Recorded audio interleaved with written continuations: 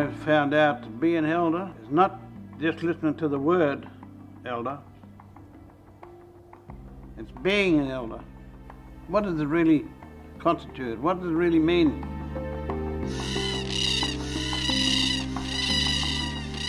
It's an obligation that we have to look after country and to pass stories down to the younger generation, and that's a responsibility for us. If we can have and sustain our language and stories and songs, that's the most important part of my life, is teaching that back to the kids, because I've learned it. For me, an elder is someone that has respect from the community, is one that's looking after their families, and is someone that's on a path of culture and also contributing to community and to society in general. You know, it's still not changed from the past that the elders impart the knowledge to the next generation to make sure that they're equipped and they're educated and they have an understanding of what their responsibilities and obligations are to carry forward the ancient knowledge and the culture of our part of the world.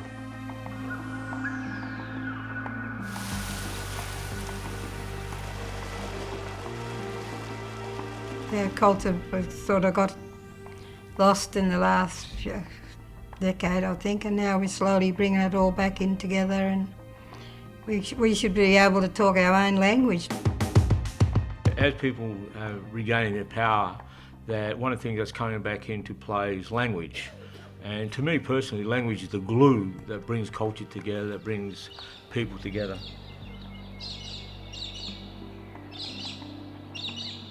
Being a tradition owner, being an Aboriginal person, for any of us, I think there are important things that we should learn on the other side as well. You know, with non-Indigenous, I think there's a lot that we can learn from one another.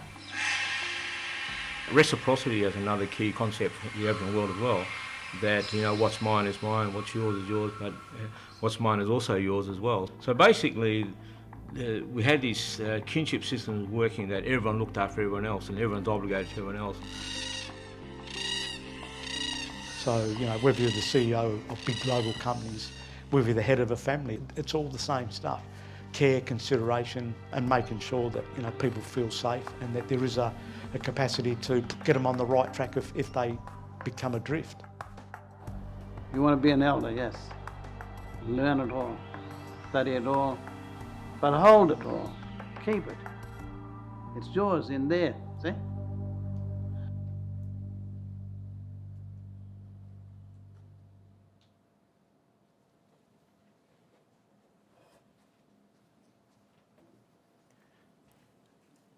Kai wanju kuop kerla ngala jerp jenang nanak jenengan ngala mot buju wajak buju. Mama jenang ngala wangin kari jenang wangin nyai kaiwa.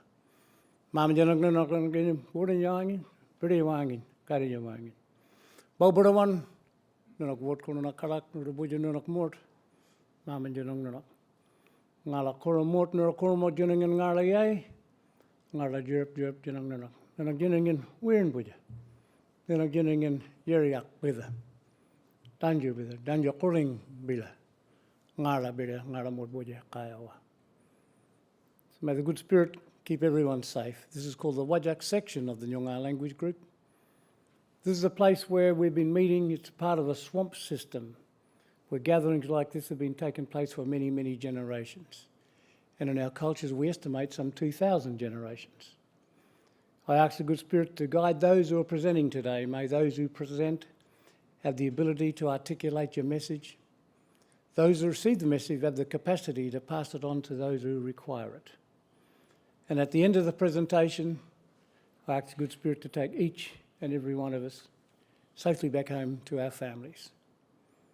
We call this the Karajan Bilya, Wirin Bilya. It's a place of learning, a spiritual place.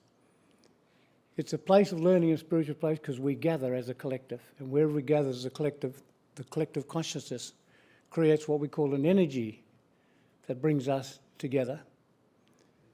So Mama Jinanganak Ngalawarkuljan Kaiwa. I'd like to also thank you for including a welcome in our culture. A welcome is a sign of respect. Every welcome I perform, bar none, is done by request. It's not by demand or command, and it's a sign of respect, so we thank you for that. Burawan, ngara jenang nonok kayawa. Ngara kuromod jenang mama jenang ngara kayawa. May you have a successful gathering. May the good spirit sit with us and take us safely at the end of this gathering. Kuop kerala, ngara jenang nonok kayawa.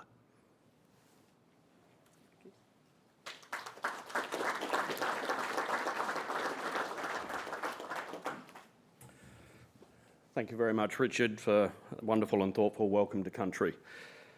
Welcome to MinRes 2023 Annual General Meeting. My name is James McClements. I'm the Independent and Non-Executive Chair of Mineral Resources. I'd like to start this meeting by paying my respects to the Whadjuk Noongar people, the first and continuing custodians of the land on which we meet today, and pay my respects to elders past and present. MinRes is committed to reconciliation and recognises and respects the significance of Aboriginal and Torres Strait Islanders peoples, communities, cultures and histories. The commitment is actually backed by action, from strengthening partnership with traditional owners to more than 1,800 MinRes employees this year participating in half-day cultural awareness training programs. I mean, that's a very significant commitment of time by the employees, and we're very grateful for that. MinRes recognises and is committed to listening, learning and supporting Australia's journey towards reconciliation. This year, our non-executive director, Susie Collette, was also delighted to join a cohort of MinRes employees for a 3-day swagging on cultural experience at the Yandi Yarra community near our Wodgina lithium operations, gaining a deeper understanding of local Aboriginal culture and connection to country. These relationships, experiences and initiatives are helping to shape MinRes Indigenous engagement efforts, encouraging shared knowledge, respect and understanding. I hope you enjoyed our opening video, which continues the theme of this year's annual reporting suite, Legacy of Leadership.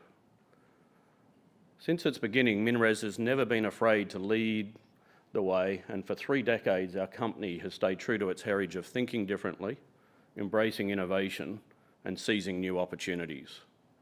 Today, MinRes is one of Australia's leading pit-to-mining service providers with an expanding portfolio of world-class iron ore and lithium projects and an energy business focused on pursuing cleaner, cost-effective power for our operations.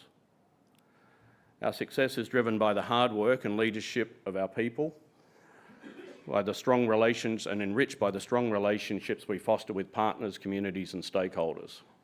This year's Legacy of Leadership theme celebrates the impact of leadership, from the stewards of the world's oldest continuing culture to more than 7,000 MinRes people who guide and support the company's growth every single day.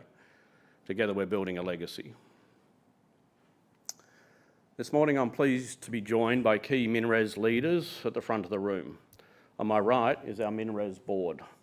I think Chris needs no introduction, but is the founder and managing director of Mineral Resources.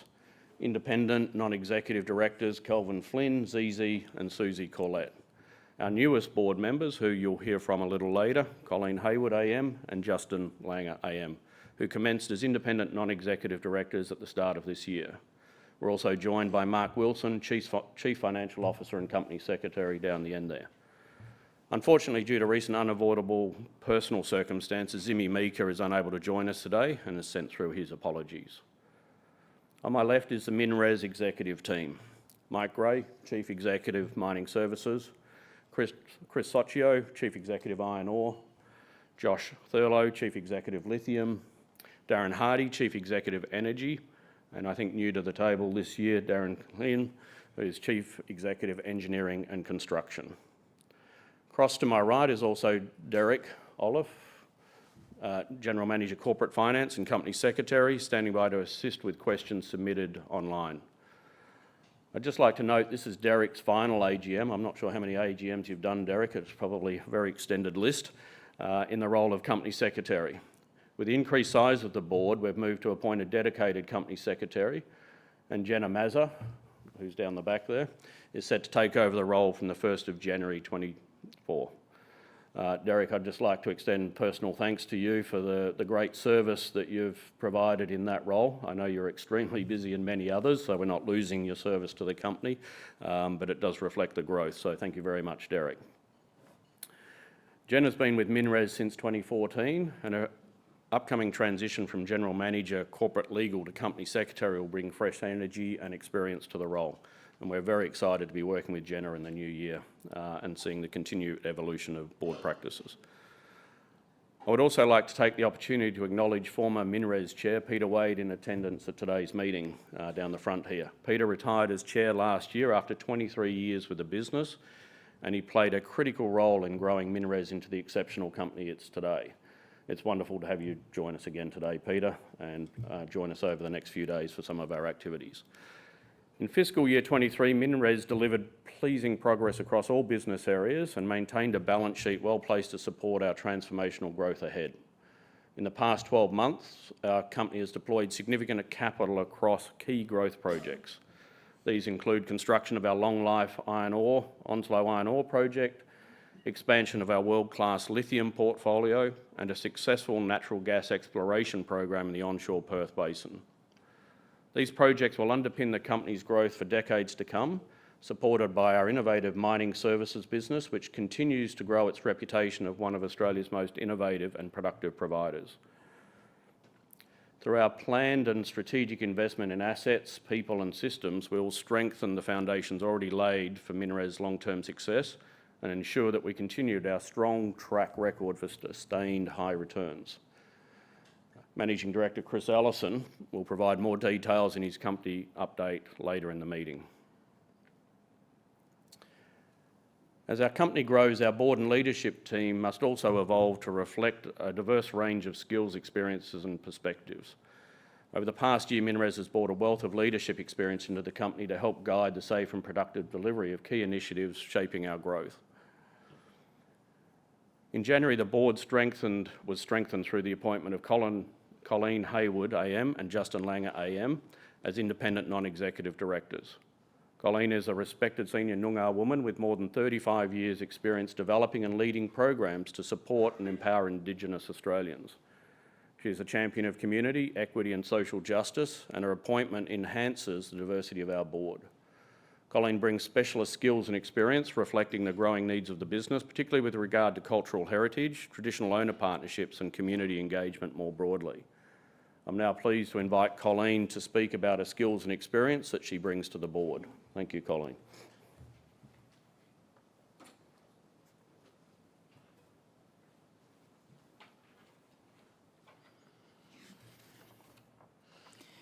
Thank you, Chair, and good morning, everyone. In my language, the Noongar language, we say kaya, a greeting word that acknowledges we're here together for common purpose. It's an honour to be here today to speak to my election as an independent non-executive director of Mineral Resources. Representing your interests is both a great privilege and a very real responsibility. By way of background, I'm a senior Noongar woman from a teaching family. I've enjoyed a career covering community, state and national experiences in health, education, housing, child protection, training, employment and law, including becoming the first Aboriginal Pro-Vice-Chancellor in the university sector in WA and earning recognition as an Emeritus Professor in the Edith Cowan University School of Education. My passion for equity and social justice has awarded me several tributes. Among these is my 2012 induction into the WA Women's Hall of Fame, as well as being an Order of Australia recipient in the General Division. While in 2015, I was recognised as one of Murdoch University's distinguished alumni. Given we're not currently in the midst of football season, and just to balance things a little, it's perhaps uncontroversial, at least I hope it's uncontroversial, to tell you I'm a board member of the Fremantle Football Club, a culturally rich organisation, as is MinRes. In fact, the workplace culture and direction of MinRes is one of the things of particular appeal to me and an area where I think I can make a considerable contribution. The MinRes vision, culture and values are different. They are unique and leading, built from Chris's leadership experience spanning more than 30 years. I see my own experiences and relationships generally, and specifically with Indigenous communities, lending important knowledge and insights that will only strengthen MinRes's approach to cultural heritage, traditional owner partnerships, and broader community engagement. Everything I do is for and about others. I enjoy every opportunity to make significant contributions to MinRes, its people and stakeholders. That has afforded me the pleasure of working with a number of our talented staff in areas related to the development of Tower 2 in Osborne Park, Indigenous employment and gender leadership development, as well as our sustainability focus. Being part of the MinRes team is indeed a privilege. I thank you for your support of my election, and I look forward to continuing to work with and for you into the future. Borderwin, until we meet again. Thank you.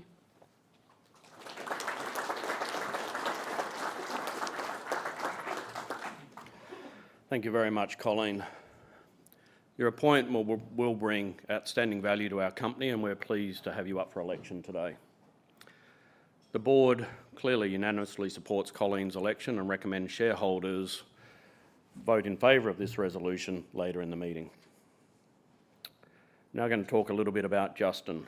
So Justin Langer enjoyed a successful 14-year playing career with the Australian men's cricket team before serving in several leadership positions and being appointed head coach of the men's national team in 2018. I think we all remember the circumstances around that. Justin's career has been shaped by his strong values and demonstrated experience building resilient, successful and cultural risk teams. His appointment to the board further enhances MinRes' focus on people and culture, which is critical to growing an engaged and productive workforce and executing our significant growth strategy. Justin has already toured MinRes remote operations and engaged with our operational workforce with a view to getting to know the people that drive our success. This includes advice on prioritising personal wellness while away from family and friends, insights gleaned from experience across his long international playing career that involved extensive travel. I'm pleased to invite Justin to speak on the credentials and experience he brings to the board. Thank you, Justin.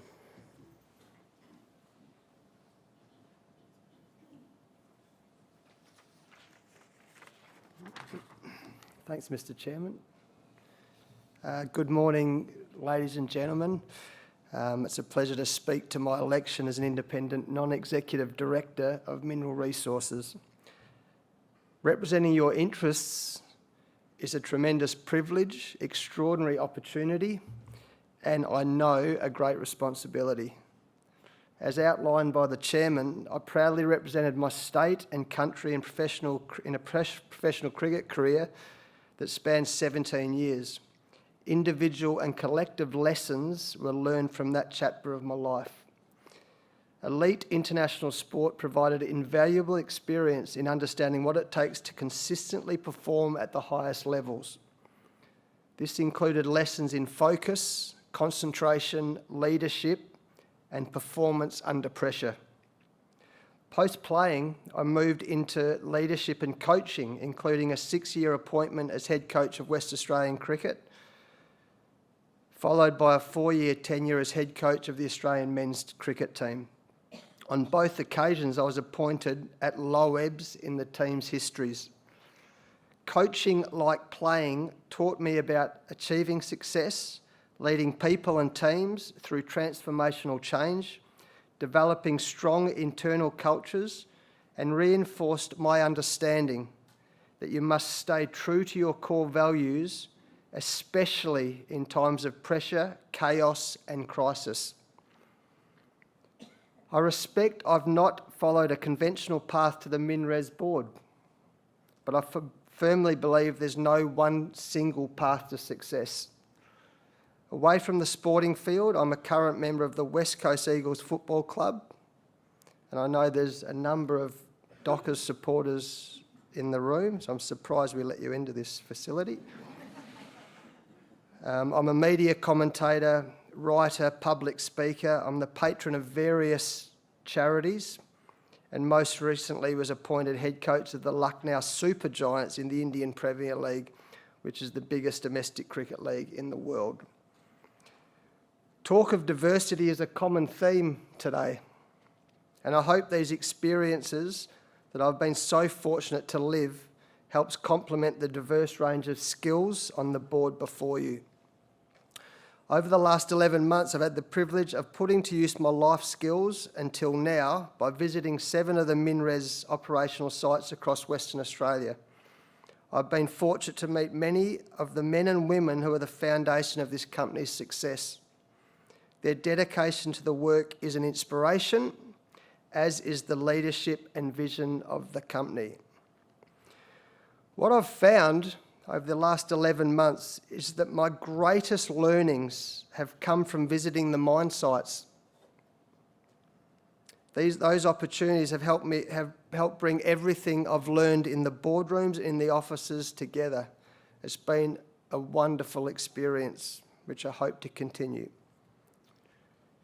The last 11 months has been a steep learning curve, but my passion and knowledge for the business and the West Australian mining industry in general is increasing by the day. I look forward to the opportunity to continue to make a meaningful contribution to the future of MinRes, especially in the field of people, leadership and culture. And I thank you for your support in this election. Thanks very much.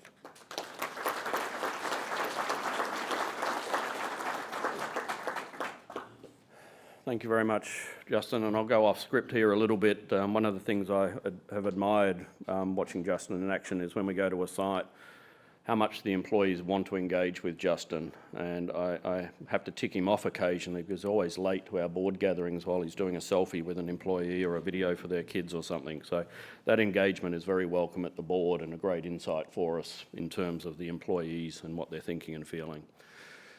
We're very pleased to have you standing for election today, Justin, so thank you very much. The board clearly unanimously supports Justin's election and recommends shareholders vote in favour of this resolution later in the meeting. Today I'm also pleased to confirm the MinRes board is being further strengthened with the appointment of Denise McComish. Denise, I am actually going to ask you to stand so you can be recognised in the crowd here, who will become an independent non-executive director effective 1st of December 2023. We're delighted Denise is here with us today and she'll be joining us for some activities over the course of the next few days. We look forward to your commencement at the board next month. Denise brings to MinRes extensive financial, corporate, ESG and board experience across various sectors, including 30 years as partner with KPMG and having served on the KPMG board for 6 years. She is a fellow of the Chartered Accountants Australia and New Zealand, a member of Australian Institute of Company Directors and Chief Executive Women. And in 2018 was awarded an honorary doctorate in business from Edith Cowan University.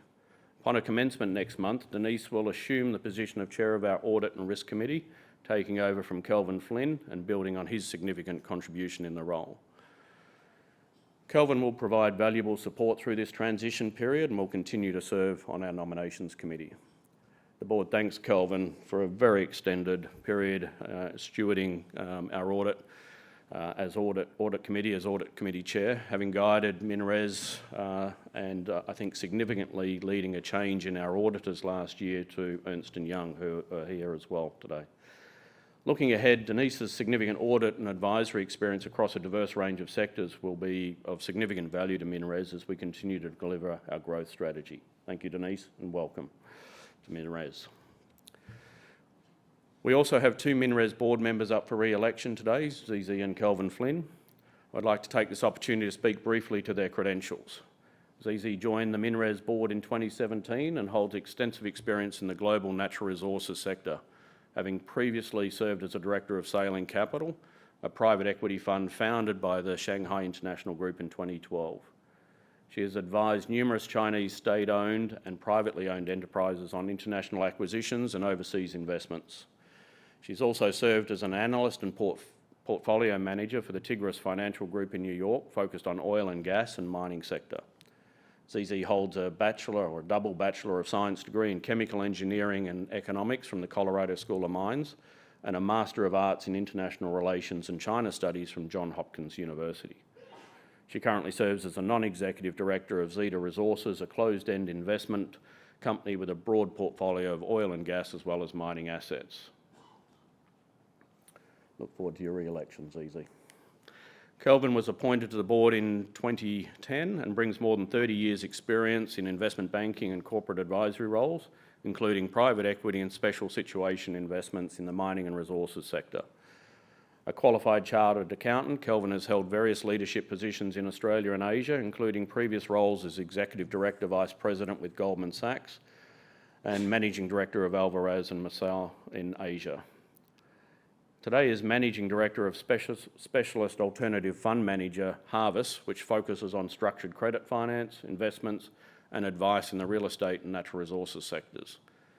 Kelvin is also a non-executive director of Atrium Coal Limited and Silver Lake Resources Limited. The board unanimously supports the re-election of ZZ and Kelvin and encourages shareholders to support this resolution during this morning's proceedings. I'd now like to move to formal business. This is a general meeting of shareholders. I note that a quorum is present and take the notice of meetings as read. A copy of the Director's report and financial report have been provided to shareholders and have been made available via the ASX. Today's meeting is considered a hybrid AGM, as it is being held in person and online via the Computershare virtual platform. This allows shareholders, proxies and guests to attend the meeting in person or virtually by webcast. In addition, shareholders and proxies can submit votes and ask questions online. Our 2023 annual report includes the Director's report, the financial report and the Auditor's report, and was lodged on the ASX and mailed to shareholders who requested it. The Company Secretary has advised that we have received a question from a shareholder prior to the meeting, and this will be addressed later in the morning. I now lay these reports before the meeting.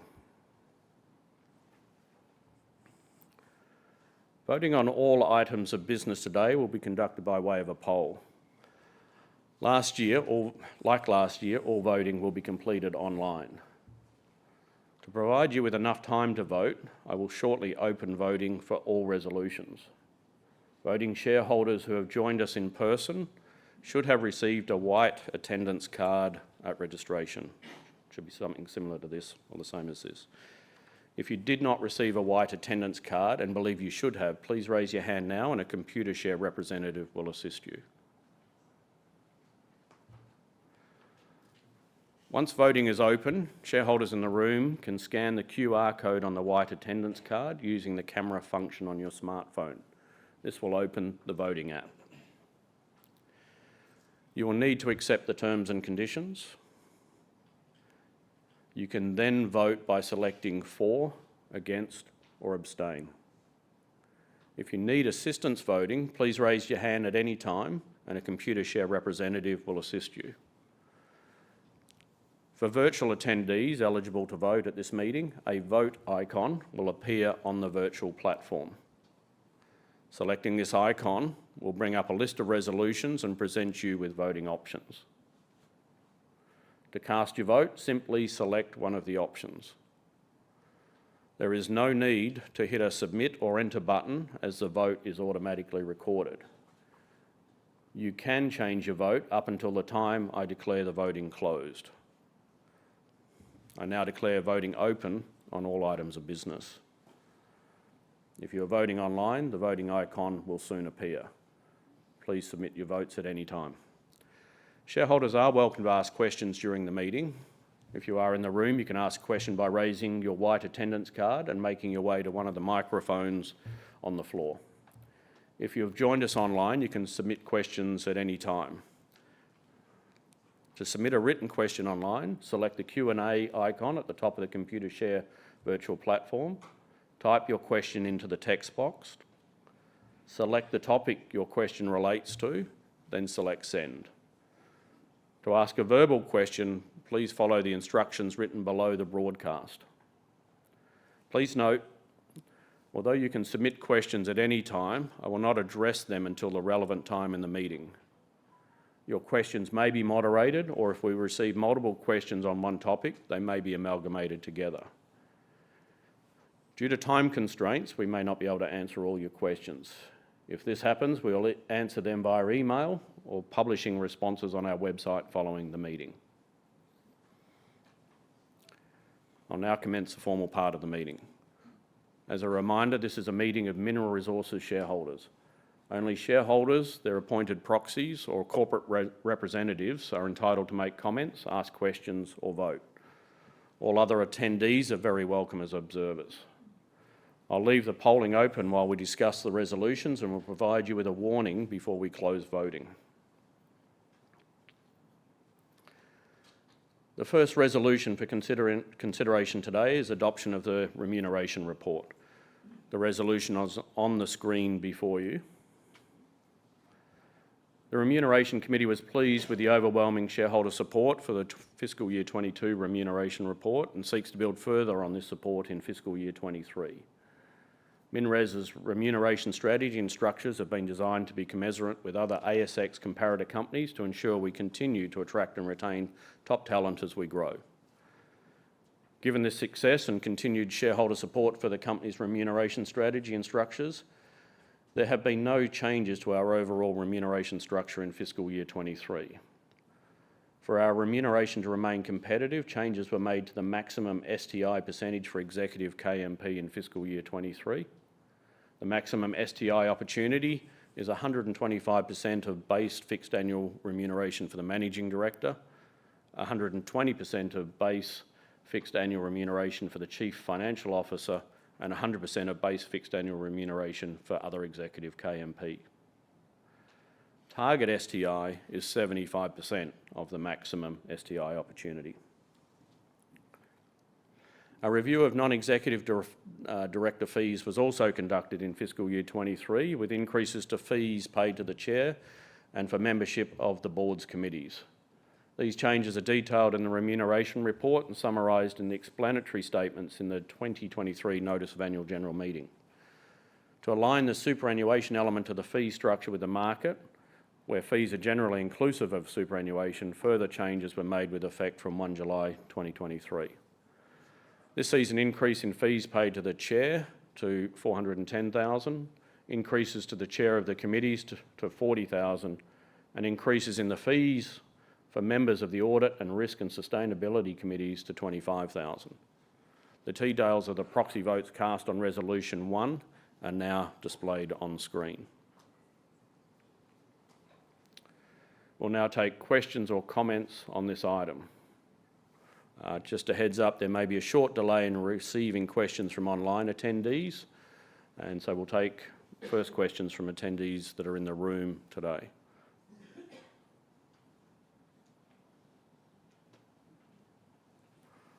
I'll just pause to see whether we get anything from online. Nothing online, Mr. Chair. Oh, sorry, recognising Alan. Hi, Alan. Microphone just behind you there, Alan, if you don't mind. I'm representing the Australian Shareholders Association. Within our group, we like to see more than one parameter for the long-term incentives. In MinRes, you only have the return on invested capital, and we think you should broaden that out to some other measures as well. You know, I'd like to see something on carbon control and things like that. You're aiming for 0 in 2050, but that's so far out. Let's see how it's going along and have that connected to the long-term incentive as well. And there are possibly other financial things you could also add. So that's just a comment because I see it doesn't make any difference at the moment. Thanks very much, Alan. We always enjoy the engagement with the Australian Shareholders Association and certainly respect your views. It's always under consideration as to how we design long-term incentive. We have a strong belief in ensuring that whatever we do there is within the control of the management to execute on. And we believe return on invested capital at this point in time is the key criteria for a high growth company deploying lots of capital, but your views are well noted. Thank you. Are there any other questions from the floor? I don't see any. And we're good online? Online, thank you. Okay, thanks, Derek. Oh, hang on, we do have one, sorry. So this is a question from a shareholder, David Curl. A significant amount of time and effort has been spent on discussing culture. This clearly implies that there are some problems with this aspect of the company's functioning. Can you enumerate what these identified issues are and how you are currently approaching these? No, that's probably a false interpretation. I think there's an excellent culture at Mineral Resources. I think the effort and the focus is on a growth business, bringing on new people, ensuring that that culture is passed down, learnt and continues into the future. So, you know, I think it comes from the top.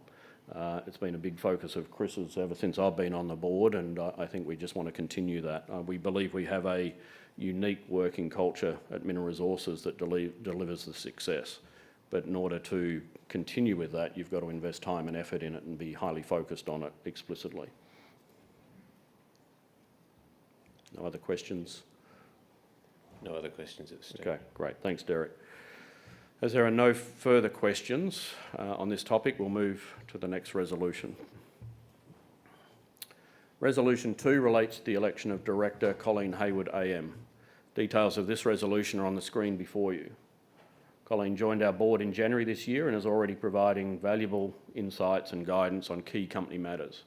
I spoke earlier on Colleen's impressive qualifications and experience. The details of the proxy votes cast on Resolution 2 are now displayed on the screen. Are there any questions on this item? Again, I will pause here to give an opportunity for online participants. Are there any questions from the floor?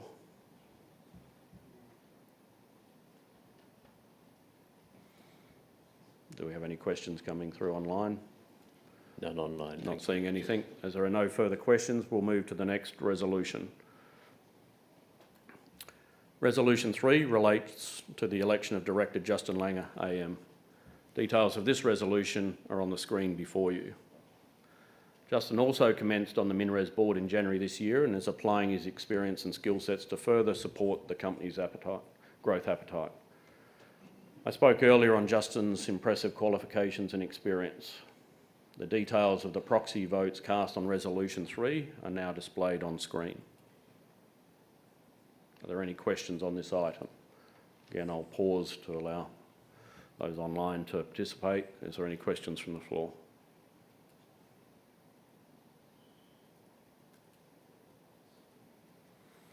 No questions online. Thanks, James. Thanks, Derek. As there are no questions, we'll move on to the next resolution. Resolution 4 relates to the re-election of Director Zizi. Details of this resolution are on the screen before you. Zizi has served on the board since 2017 and makes a valuable contribution to our board operations. I spoke earlier about Zizi's significant experience and strong credentials. The details of the proxy votes cast on Resolution 4 are now displayed on screen. Are there any questions on this item?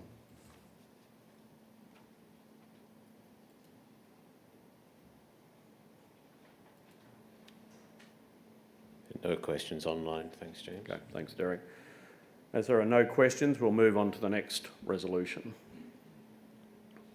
Resolution 5 relates to the re-election of Director Kelvin Flynn. Kelvin has served on the board since 2010 and continues to provide significant guidance on key board matters. I spoke earlier about Kelvin's strong skills and industry experience. The details of the proxy votes cast on Resolution 5 are now displayed on screen.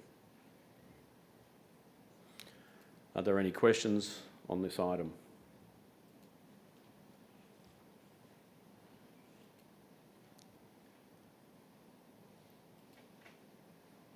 No questions online either, thank you. Thank you, Derek.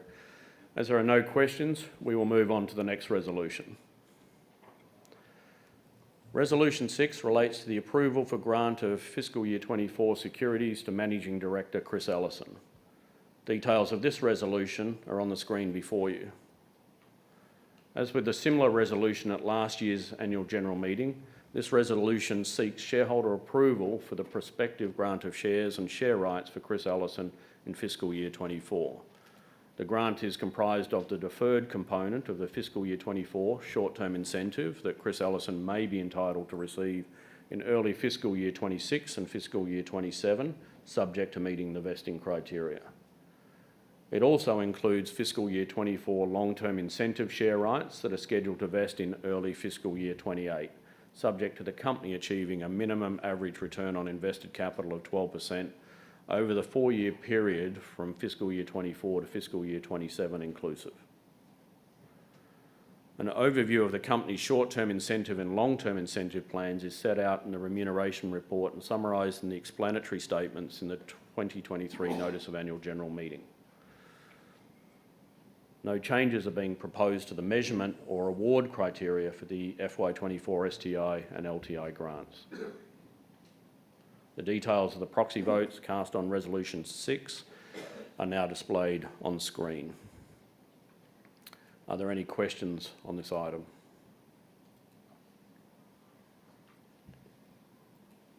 There are no questions online, thanks James. Thank you, Derek. As there are no questions, we'll move to the next resolution. Resolution 7 relates to the approval of an increase in the aggregate fee pool for non-executive directors. Details of this resolution are on the screen before you. The board is proposing an increase in the aggregate fee pool to facilitate the appointment of an additional director to the board and to ensure board and committee fees remain market related to attract and retain directors of the calibre seen before you.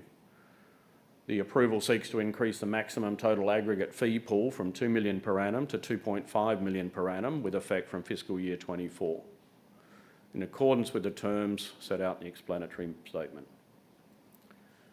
The details of the proxy votes cast on Resolution 7 are now displayed on screen.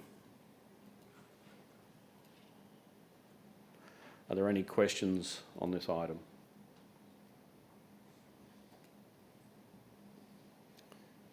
Anything from the floor? And none through online, thanks James. Nothing online, thank you. As there are no questions, I can now advise that voting on all of today's resolutions will soon close. In the meantime, Derek, can you confirm whether we've received any further questions relating to this morning's resolutions? Not for the formal business, James. Well, there's one for Chris, which we'll raise under general business. Come on later on, okay. Thank you very much, Derek. Please note, voting will close in 1 minute. So if you've not already done so, please cast your votes now. I will pause while the timer counts down.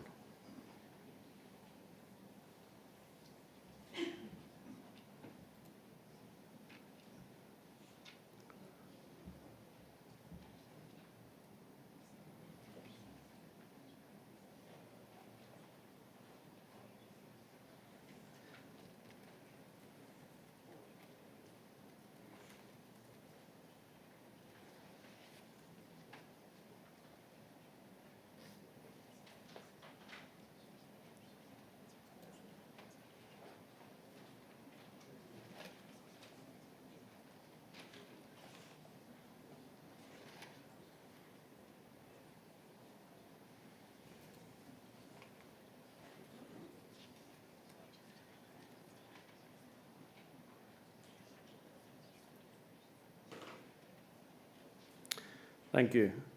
I'll now declare the poll closed. Results will be published on the ASX as soon as practical. That concludes the formal component of today's meeting. Thank you for your participation. Before I hand over to Managing Director Chris Ellison, however, on behalf of the board, I'd like to acknowledge Chris and the MinRes leadership team for their outstanding management of the business over the past year. MinRes has built an experienced and respected senior leadership team which together holds more than 150 years of industry experience. It is their leadership and the efforts of our growing workforce that is shaping the next chapter of MinRes's success. Our company's achievements to date are remarkable, but MinRes remains as ambitious as ever. We have matured into an ASX 50 company and mapped a pathway that will see us double in size over the coming years, strengthening our reputation as an Australian success story. For decades, MinRes has demonstrated it has the business model, assets, balance sheet and workforce to bring world-class projects to life across all business pillars and deliver strong and sustainable value to shareholders, sustained value to shareholders. The board remains confident our company is well placed to deliver on its current pipeline of projects, each aligned with MinRes's core business areas, while maintaining the maturity and discipline to assess and pursue future high-value opportunities in WA and beyond. Our people remain MinRes's most important resource, and I would like to commend a growing workforce which continues to achieve incredible things every day. Again, finally, I would like to thank you, our shareholders, for your continued support of MinRes. I'll now hand over to Chris to provide an update on our business, including the significant growth ahead. Please enjoy this short video before Chris takes the stage. Thank you very much, everyone.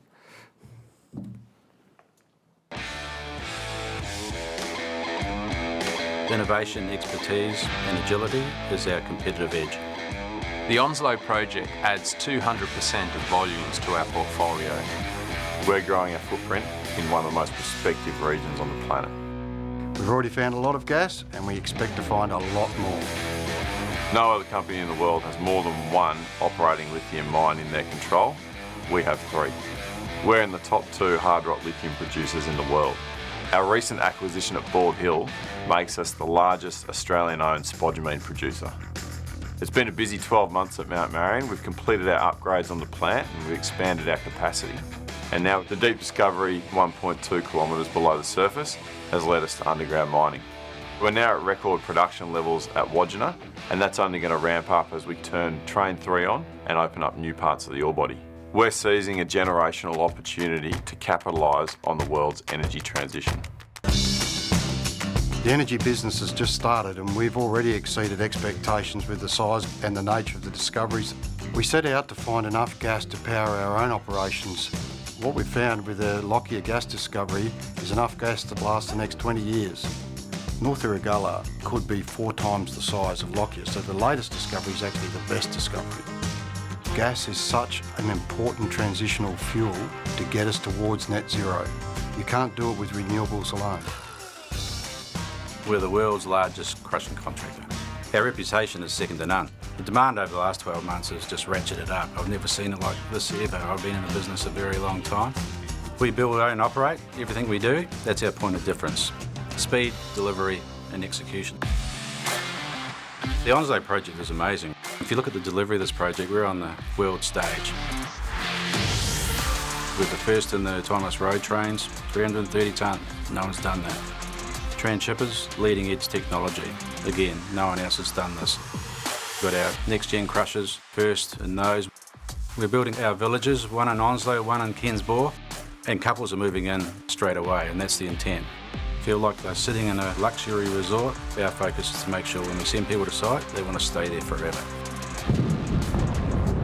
The Onslow project unlocks an entirely new region of the Pilbara and shifts our iron ore portfolio to a low-cost, long-life operation. That's the really exciting part about this. These have all been stranded volumes for decades. Other operations are highly exposed to price movement. It really does future-proof the business being low cost. It's gone from concept to delivery in a very short space of time. And we're on track to deliver this in June 2024. Part of being a leader is doing what you say you will. Part of being a leader is delivering. We are delivering on lithium. We are delivering on Onslow iron. So what's your next project? Oh, can't talk about those ones. Got a really good plan, which I can't disclose. Certainly not on this.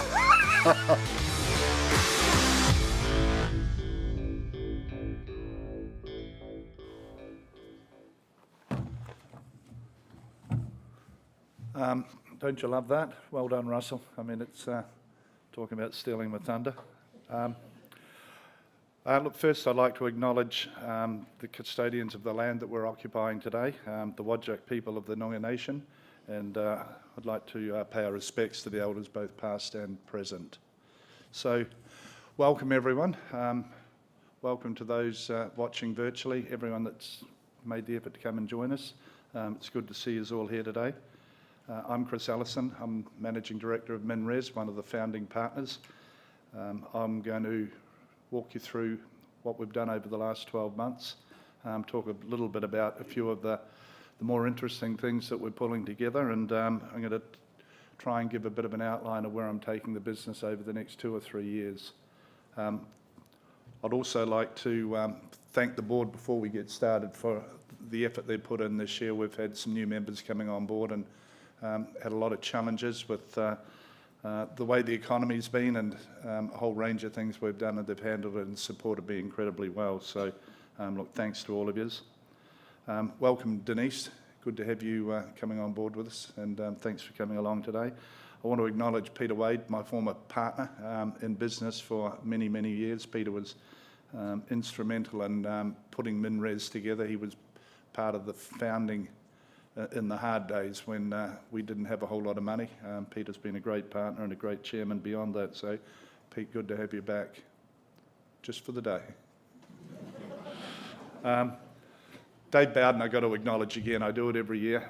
Dave was on the chairman's list. Our daughters grew up and went through school together, and we put the chairman's list together, and they asked if they could have a few shares in the company. I thought, Jesus, this is going to be the end of the friendship. But I don't think you've sold a share, David, have you? Good, that's good. He's accumulated shares over the years, so it's a good story. Well, David, welcome again. I hope to see you for many years to come. Okay, look, we'll try and move through and try not bore you too much. So, the past 12 months, it was all about getting projects. We had great opportunities sitting in front of us. It was all about, as the guys just said, it's about delivery. We've been focused on some great projects that we've been presented with. There's been a lot of challenges in getting through the year. We've had a pretty tough economy. Labour's tough. Delays in the supply chains. We run 6 months late on Mount Marion. We were undershot on tonnes in a couple of areas, so not good. Inflationary pressures right across the board on yellow goods, on labour. The cost is moving up like I haven't seen in like 25, 30 years. So, trying to control and manage all of that, trying to run projects where we've got budgets and we've got lump sums to try and get them built has been challenging. That's the bad news. On the upside, we got Onslow Iron underway, so record time on approvals. So we got all those approvals done with the thanks to the help of the state government and the federal government, got them all done in 12 months. We had a bit of an interference from our friends at FMG, as we always do. But again, with the government, we overcome those. We got started last November, so we've been at it now for a year. We started on areas where we had the initial approvals. We're full steam into it now, so we'll talk a bit more about that later. Gas discoveries. Darren has stepped in and done a great job. We've bored 4 holes up in the Perth Basin. 3 of them have got huge quantities of commercial gas. I mean, who does that? 3 out of 4 is pretty good when you're boring holes nearly 5 k's down. There is a touch of oil down there. We don't talk about that, but it is worth a lot of money, and we're going to probably monetise that as well. More recently, acquisition of the Bald Hill mines, so we're now running 3 mines. I'll talk a bit more about that later. But as I said, this is a building year.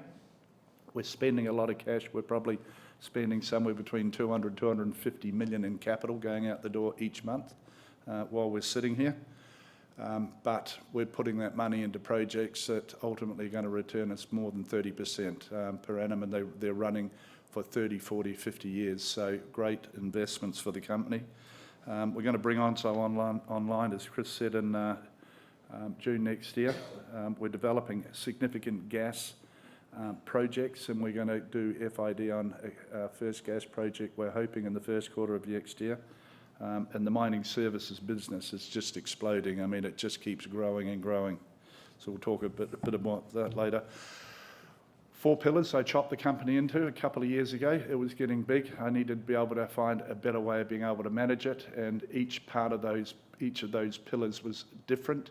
And then more recently, I've added the construction and engineering and design as a 5th pillar. So mining services, largest crushing contractor in the world. We're going to be, by the end of next year, we'll be sitting around probably the largest mining services group in Australia. That business is just going wild. We've just won some contracts out in Queensland that we hope we can announce shortly. But the innovation and the equipment we've got has driven that business for a long, long time, and we just get better and better. Engineering and construction, as I said, it's our secret weapon. We build everything in-house, we design it, we engineer it. We own all of our own construction equipment. We've got over 1,500 people in that full-time. A lot of them have been there in the 10 to 20 year range, so they know how to build projects. So lithium, becoming a bigger and bigger part of the business, so running 3 hard rock mines now. 2nd largest producer in the world of hard rock.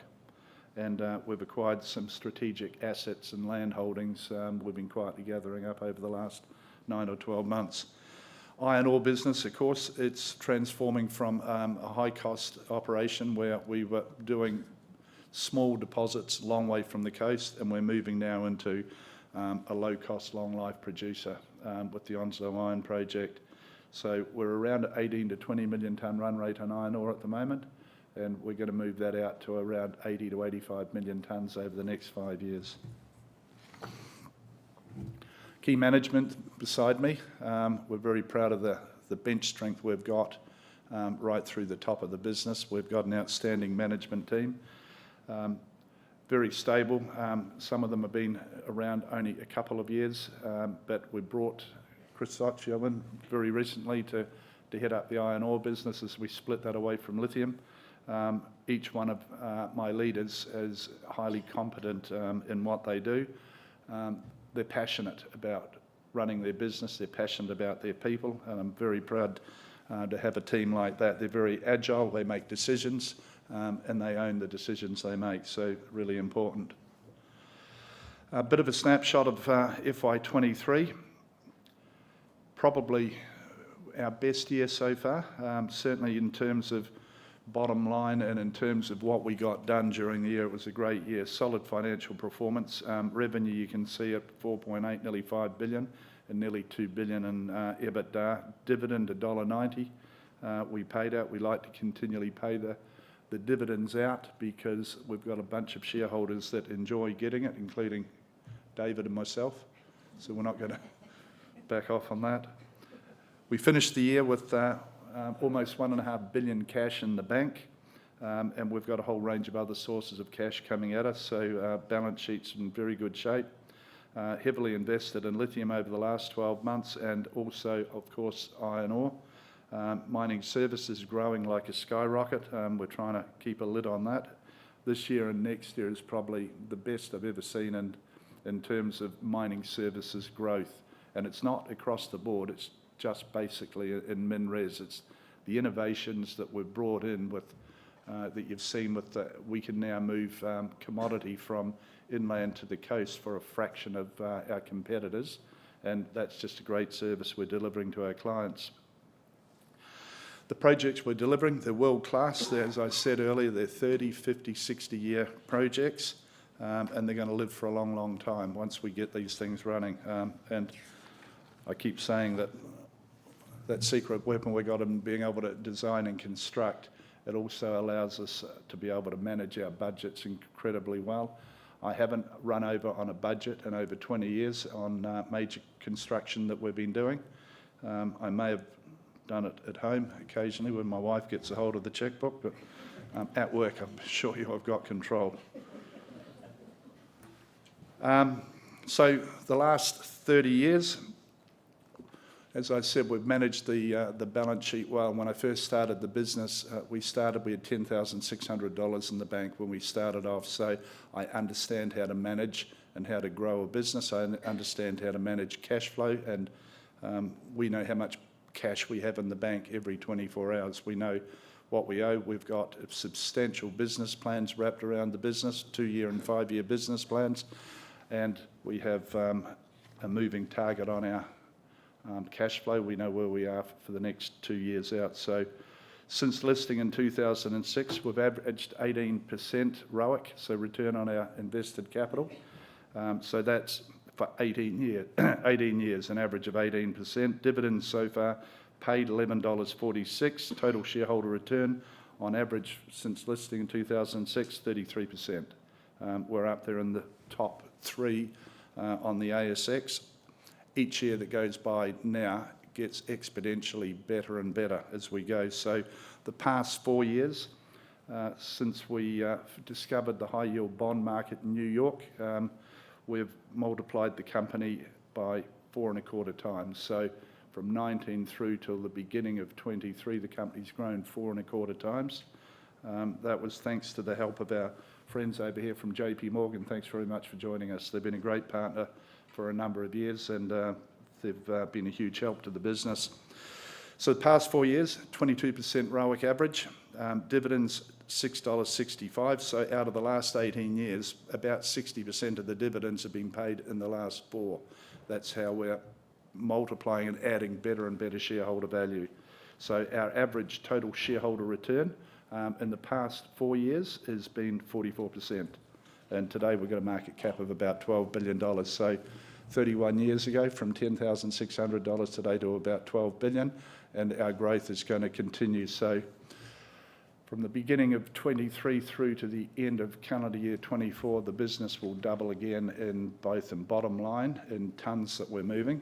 And the last time we doubled the business, we also increased the margin that we made by 13%. So we're not diluting margin, we're adding value right across the board. People, culture in MinRes is incredibly important. It's not important because, as someone said earlier, we have a problem. It's important because we care about our people. We care an awful lot about our people. We do a lot of things that others can't afford to do, but in the mining industry, attracting people and retaining them long term is the single most important thing to the business. I can go and buy an ore body, I can go buy yellow goods. People and having the right culture, people that want to be part of the team, people that turn up and care every day is absolutely critical. So we're going to a lot of lengths. I mean, some of you may have visited our head office. We've got probably the best environment in Australia for our people to turn up to every day before they even start work. They're in an environment that's inclusive, it's very safe, it's a very soft atmosphere, and it's a relaxing place to be. So environments that we're putting our people in, we're spending a lot of money on them, but the return is so far has been quite exceptional. In the head office, we've got a cafe, restaurant, gym, creche, medical centre. I've just bought the building next door. I'm going to put another 200 kids next door, I hope over the next 3 months. So I want to make sure that all of our people that work for us have got daycare looked after by the company. Just another benefit to try and make sure that we are doing everything that we can for our people. We've got doctors and nurses full-time in the building, so we're looking after people coming in and making sure that they're well, but we're also looking after people's health. If they're not well through the day, they just pop down and see the doctor. We have psychologists in the business. We've been addressing mental health for quite a number of years now. It exists in all walks of life. It exists when we're sending people away from home. And we're getting a lot of good results from that. Site improvements around food, accommodation, amenities, rosters, all of those sort of things we've been working on much harder over the last 12 months. We're known for serving the best food in the mining industry, which matters. It's another value add for retention of our people. We're now putting in resort-style accommodation, so 3 times the size. The room, I think we saw a picture up earlier, where we're encouraging couples. So why am I doing that? It's literally about 3 times the cost to build a camp. A 250-man camp, 250-person camp, has gone from around 55 million to about 140 million. So why are we doing that? Again, in the Onslow project, retention of people. We want high-quality people, and we want to retain them. So a tonne of iron ore up there today, in today's market, is worth, that particular ore, it's worth about $180 AUD a tonne. And if I've got high quality people, I think I'll put out 2 or 3 million tonnes a year more. I don't think there's any doubt about that. So the resort style, couple rooms, trying to get the workforce to increase in our female population. We're being successful at doing that. This is really going to give us a boost, so we're going to put them in a very safe environment. It'll be a community rather than the standard old camps. The food will be different, the amenities, Olympic-sized pools. We're going to have a whole lot of things going on around wellness centres, gyms, games, all those sort of things. So it'll be a bit like going into a resort. You may have seen the cartoon about it in the paper a while back.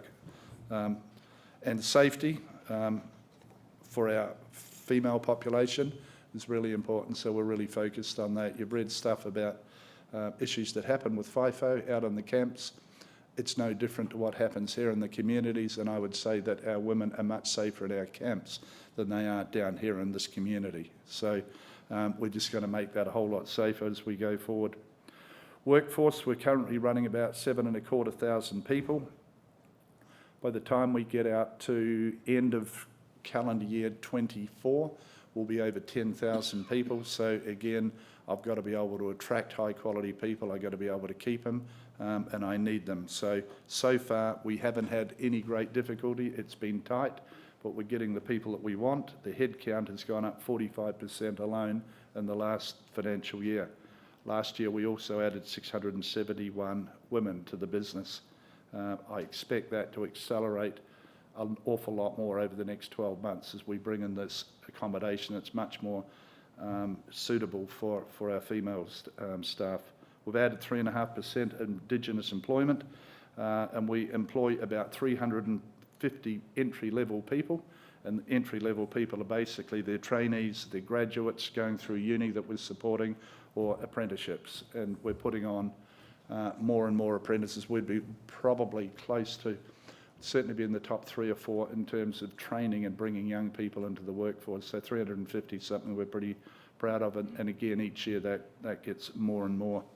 Safety is something that we are absolutely passionate about.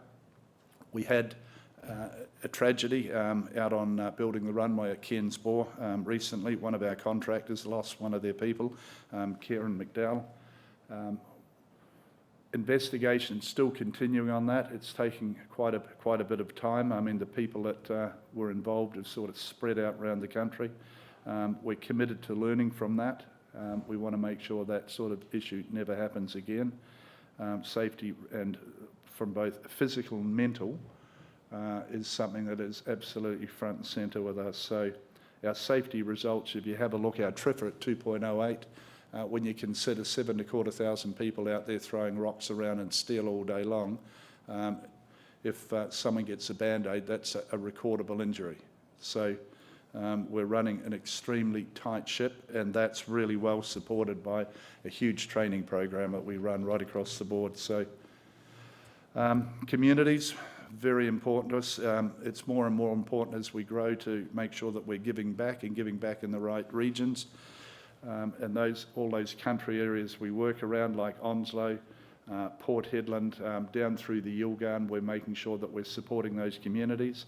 We're also proud to be one of the largest contributors to Telethon, so supporting kids' health. Young Jack Cummins has an inspiring story. I don't know if you've picked that up in the last Telethon thing. Zero-G technology.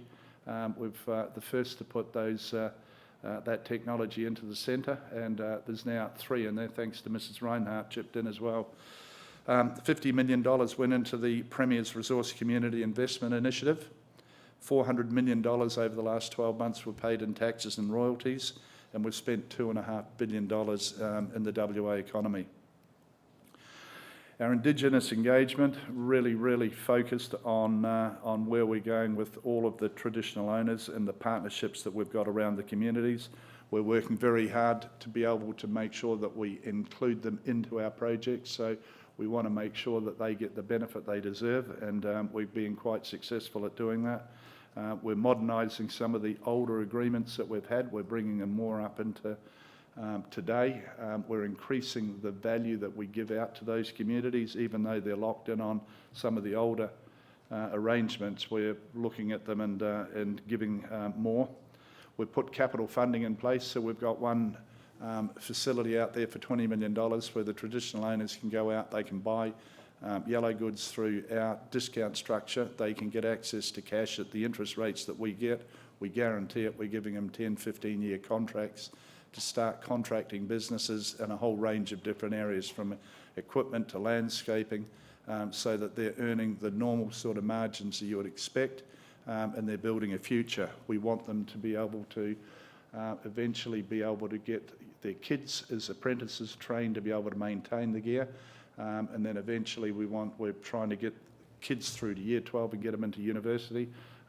The aim is, what I say to all the traditional owners around the communities where we are, my aim is to make sure that somewhere down the track that they're running our mines and they're running it on country in the way that's acceptable to them. So a lot going on in that area. We've got a really first-class team, and I get heavily involved in that regularly to make sure that we're delivering on commitments that we make.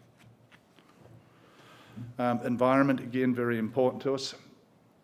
We're doing a whole range of things out there. We have now a dedicated decarbonisation team. We've had that for some time. We are committed to being able to reduce our emissions. We're working on that. It's a daily thing that we work on. There's not a lot to work with out there. We've got gas and solar. We've got wind turbines. Gas we see as a major decarbonisation tool for us going forward, certainly over the next decade. Hopefully someone's going to come along and invent some green juice. But in the meantime, we're looking at trying to certainly reduce our diesel burn across the board wherever we can. Wonmunna, our iron ore mine up in the Pilbara, we've got a solar battery backup power system running up there, so that has provided about 30% to the site power, and it's saving us burning about 750,000 litres a year. And of course our head office is carbon neutral. It runs under a platinum well rating. So a little bit about growth, where we go. Mining services, it's the foundation of our business, led by Mike Gray. We're the world's largest crushing contractor. We have been for some years, and we're just adding a lot more tonnes. This year and next year is substantial what we're adding into that business. We're the leading pit-to-ship services provider, the only one in the world now that we can dig it out of the ground and we can actually take it out and put it into a Cape carrier without having the standard $4 or $5 billion Cape carrier wharves. So a lot of value that we add to our clients, and we've got a very experienced management team that a lot of our people have been there 15, 20, 25 years. So great team.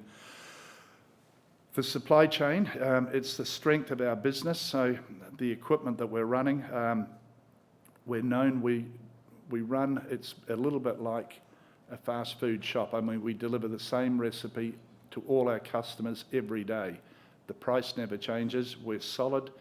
We run the same, if not better, safety and cultural practices as our major clients do, and we're working for all of the tier ones. We're almost single source with quite a number of them now, and that's based on track record, our safety, our quality of being able to deliver, and always, of course, having zero commercial disputes with our customers. Strong margins sitting inside the business. They're annuity earnings. They're unaffected by the commodities and the economic cycles, so the earnings in that business doesn't change. We're paid on units of production. The rates are indexed annually, so we're protected against inflation. The value that we bring to our customers, you can see up on the board some of that stuff. The next-gen crushing plants, they're unique in the world. We can get them to site for about a quarter of the cost of what it takes to build a standard plant, the normal stick build, and we can do it in less than a quarter of the time. So we can build one of those. Those big plants are all built offshore.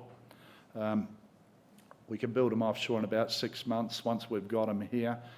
In about 12 weeks, we got them on site operating, and they're fairly portable, so they're sort of plug and play, and we can pack them up from where they are and just keep moving them around. So quite amazing. I mean, they burn less energy than a standard plant. They're much cleaner.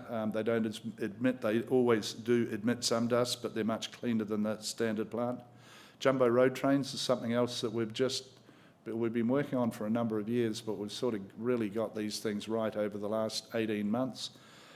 We can move 330 tonne payload in 3 trailers, one single tow hitch up the front, a big Kenworth.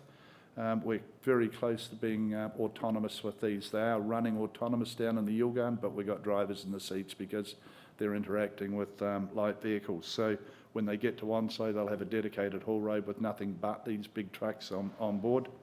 We'll have about 140 up there when we start, and we expect within about 2 years we're going to be running about 250 of these big trucks. So as I said, just started heading into Queensland, and we've got a couple more inquiries over there at the moment that we're dealing with. And the transhippers, purpose-built, unique again, the only ones like it in the world. I don't know if you keep picking up on this word unique we use, but what it can mean in English is, Jesus, I hope we can load ships. I hope they actually work. But I'm sure they will. A lot of engineering's gone into them, but every now and then I do think about them steaming out there one day with the first load of ore and nothing happening. So strong growth in that mining service. The business has been from day one. I mean, since we listed in 2006, the business grows at about 20% a year. Underlying EBITDA for the last 12 months is almost $500 million. We have grown that business from 2019 to 22. We doubled the business, and these numbers, we go back to 2019. It's when we first discovered JP Morgan and how we can tap this high yield market. So we go over and we borrowed money, and we don't go back for 7 years. It's pretty amazing. We don't have bank managers knocking on the door, but we have been able to show that we can deliver. So the first bond we raised, we invested that at around about 20% and in the mining services business, and we've grown the margins in there about 23% since 2019 through to now. We're now in the process again of doubling the mining services business from 23 through to the end of next year, and we're taking the innovations across the country. Engineering and construction, led by Darren. Darren's been leading that business for a long time. He's got a very, very solid crew of people working in there. We are, as I said earlier, I mean, it is our secret weapon. We are the only mining company that I know of in Australia that's got in-house design capability, and we can actually go out there and we have our own construction team, so we can control the speed and the cost of what we're building. The team's got over 1,500 people in it, and right through from engineers, drafties, mets, pretty much everything you need. We can design and build an iron ore mine. We've built all of the spod plants we're running for our lithium. They were challenging. There's nowhere in the world you can go and get a design on doing that. It was all put together by our own team, and they run incredibly well. So we've never had a project run over budget in the last 20 years, and I don't think we're going to start. Certainly what we're building right now is on track, and they've been incredible with the innovation inside that business and what they can come up with. There's a lot of proprietary equipment that we've developed over the years, and that gives us an edge over our competitors. So the innovation unlocks great value, not just for us, but for our customers, our clients out there. We can get things done very quickly, we can get them done safely, reliably, and we can deliver a lot of extra tonnes very quick. And being able to control the budget in this area, you know, the last 3 or 4 years there's always been horror stories. Everyone starts a project off and it's inevitable. Everyone's going to run over budget. We don't. We also run some large workshops here in WA. Down in Kwinana we've got 145,000 square metres. We've just bought another workshop out about 9 months ago called G&G Mining. So they basically centred around ground engaging and mining equipment. It's 30,000 square metres of workshop space there, and we're about to build 160,000 square metres of more workshop out in the Bullsbrook region. So great tools to have so that we can manage and control what we're doing. Lithium, second largest spod producer in the world. All tonnes are sold on the spot market. We're the only company that is running 3 operating mines. We run, 2 of them are in JV, but MinRes has designed and built 2 of them, the 2 big ones, and as I said earlier, we recently just took over the Bald Hill mine. There's a lot of demand out there for lithium. We started back in 2010 and we've been through a couple of cycles with lithium. Recently, over the last 12 months, it went up fairly sharp. Got up to $7,500, $8,000 a tonne. It's peeled back to about 2 now. But in saying that, in the last 12 or 13 years that we've been in lithium, with the exception of 2 of those years, it's all been below 500 a tonne. So, you know, it's sitting at $2,000 a tonne. We're certainly not unhappy. I mean, we're doing a few things out there that where we're spending a bit of capital, but we've focused mainly on mining and producing spod. We had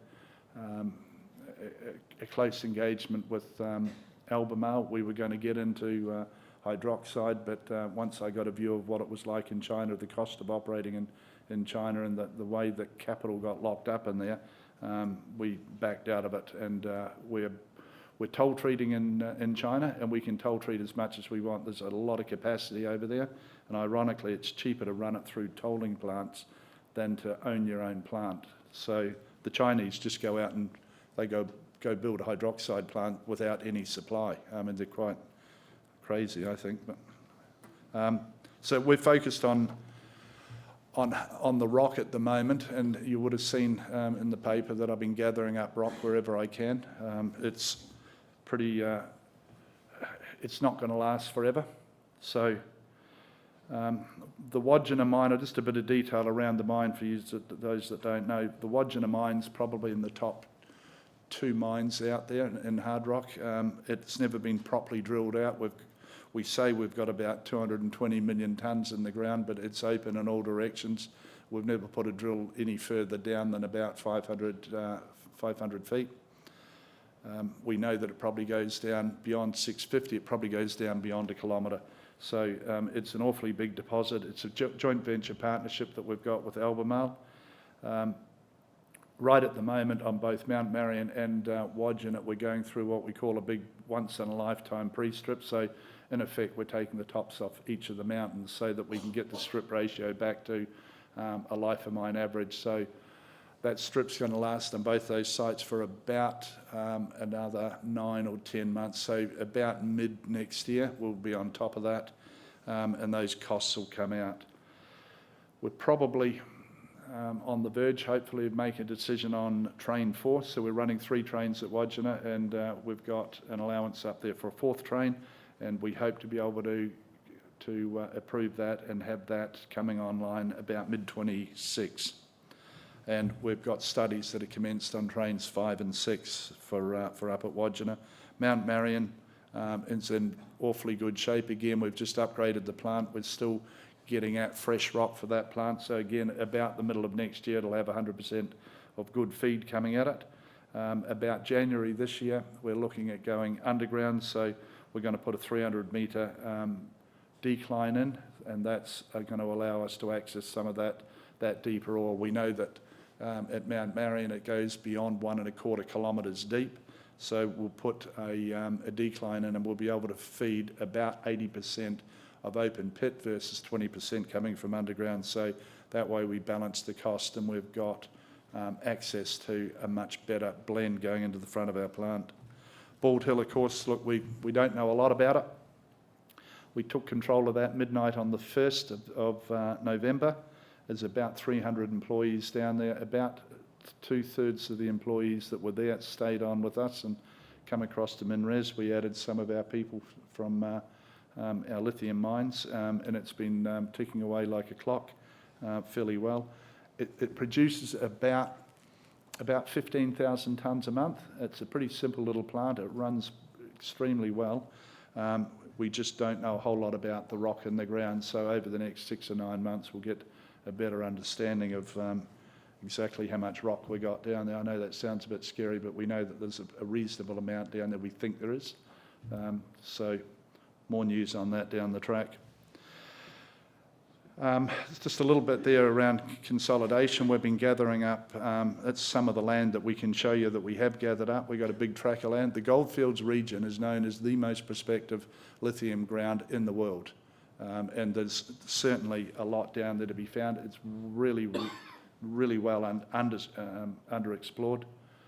All of the gold companies sort of sit on the ground down there and they're really only interested in gold. They don't even assay for lithium, but you can see there's been a few strikes. So we're doing some deals out there with a lot of the gold miners.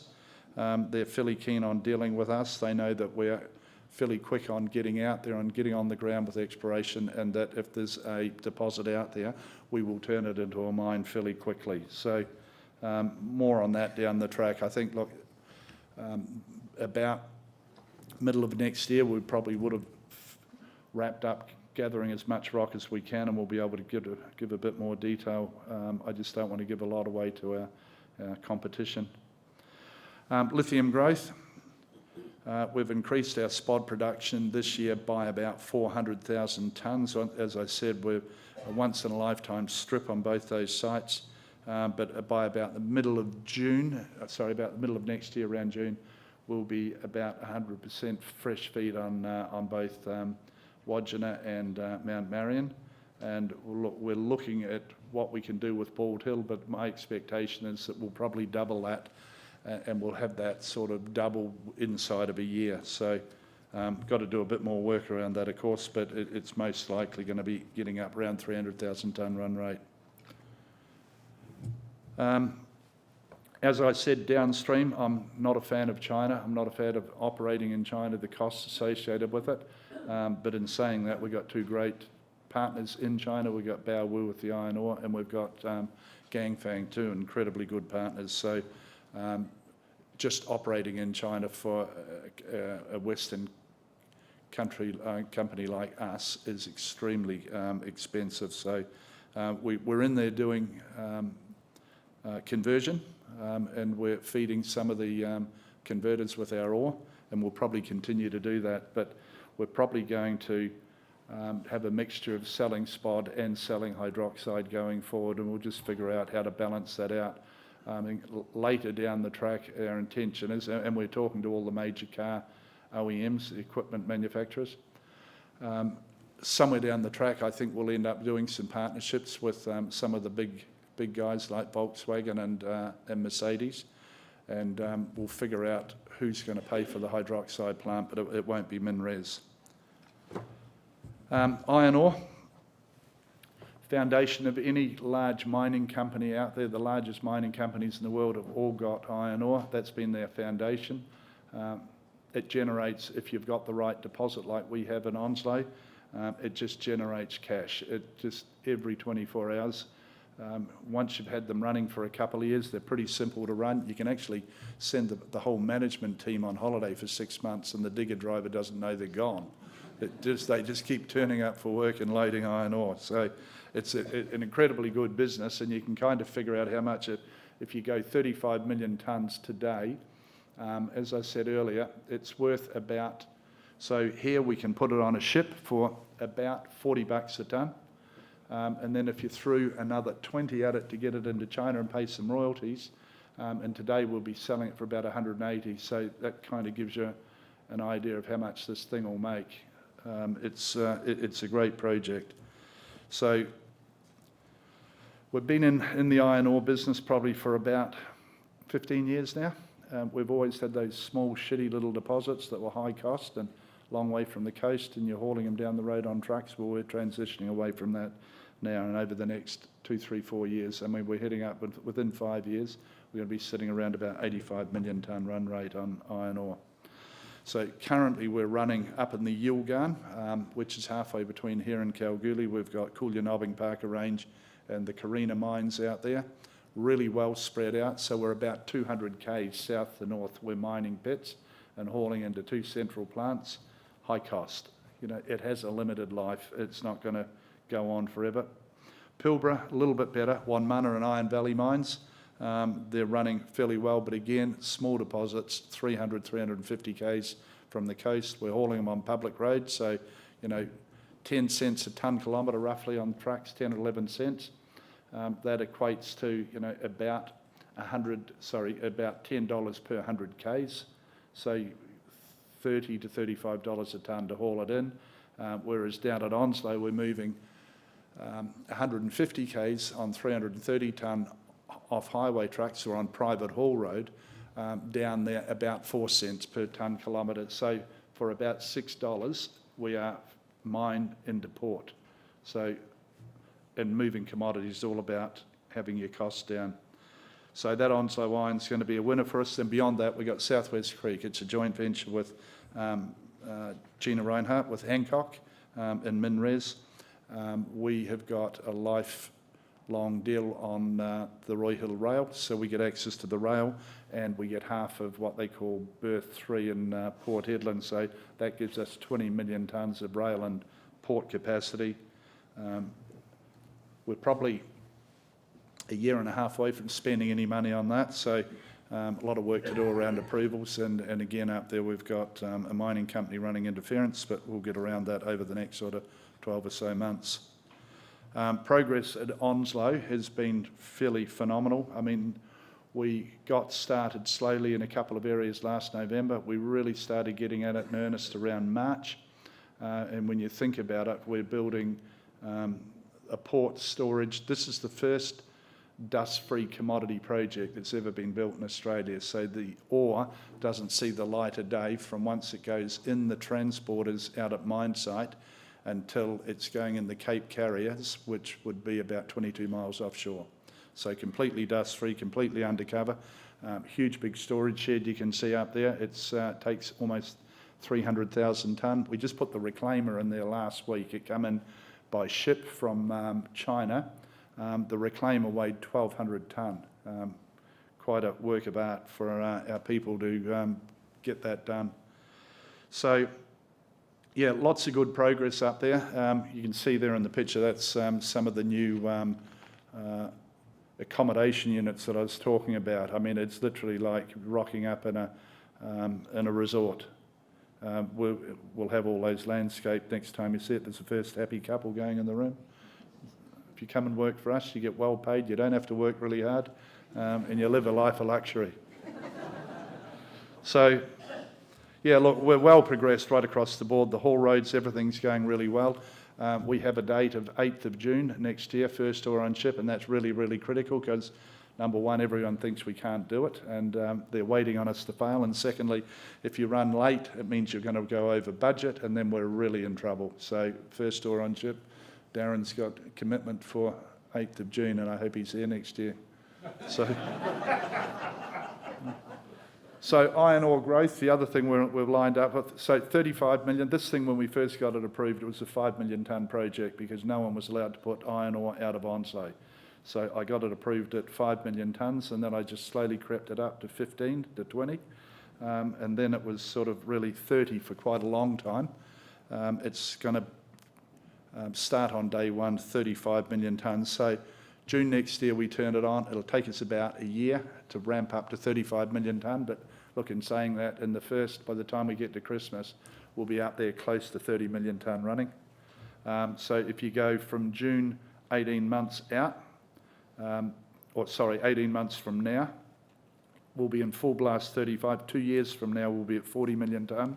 3.5 years from now, we're going to be at 50 million tonnes going out of there. And ironically, for each million tonnes you add, once you've got all that infrastructure in, it's quite incremental, the cost. So what it does is the more tonnes you put out, you push the cost of all of your tonnes lower and lower. So, and we've got a great mining services contractor on the job, which we've let contracts for the crushing, the haulage and the transshipping. So we don't expect to get any issues with them. That's looking through the iron ore eyes. So what that means is that the mining services business has got a contract for about $30 a tonne for life of mine to be able to crush it, haul it, work the ports and take it out to the ships and load it.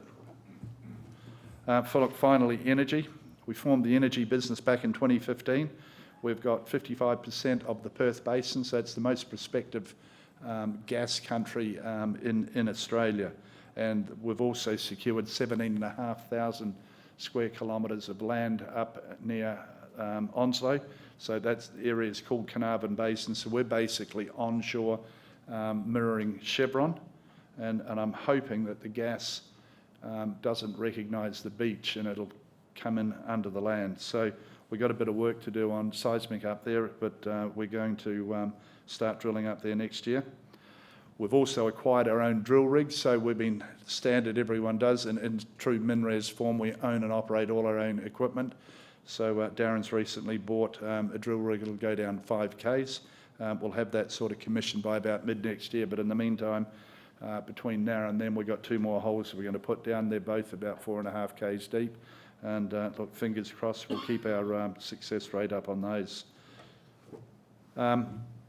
So the Perth Basin, 7,300 square kilometres of acreage up there.